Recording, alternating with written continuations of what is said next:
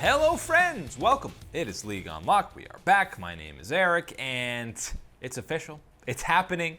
The boys in green right above my shoulder. We talked about it in the preseason. There's a good chance Immortals will be returning to the LCS in 2020, and now it is official.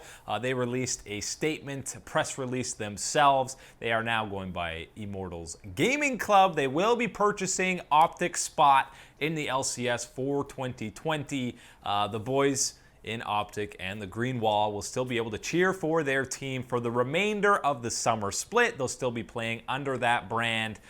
Things won't change until 2020, and who knows what's going to happen with the roster? That's going to be up to, the Immortals core front and organization, if they're maintaining or carrying over a lot of the coaching staff, management team from this OpTic roster, if they're going to keep some of the players, and they should be keeping some of the players. It comes at a funny time when OpTic's had an incredible 4-0 start.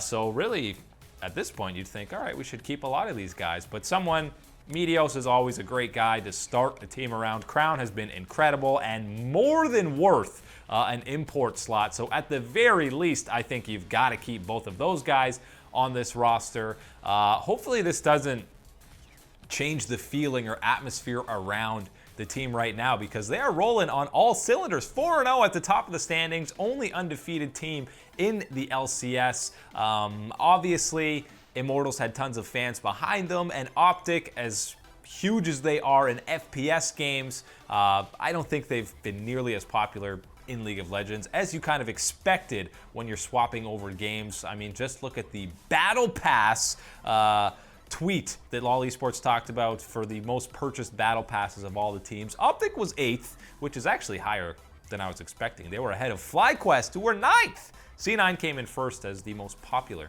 team, which is one more than TSM, so that's a little bit surprising, but Cloud9 obviously has a pretty diehard fan base. But why are we talking about Cloud9? It's Immortals that are coming back in 2020, and not only are they getting back into League of Legends, they're also taking the OpTic Call of Duty team. They already, OpTic had an investment in the Houston Outlaws in Overwatch, and Immortals had the Los Angeles Valiant. So that's 2 Overwatch League teams that they're going to be owners of, and it sounds like they'll just be temporary owners of the Outlaws, which seems like a little bit of a conflict of interest and going against all the rules that Blizzard put in, but apparently those rules don't matter nearly as much. But it sounds like, and Immortals have said, that they are investing with over $100 million, and obviously they still owe Blizzard some money for their Overwatch slot, and they will have to pay the rest of OpTic's slot for the LCS. But who knows what the future will be. I still think they should be keeping a lot of these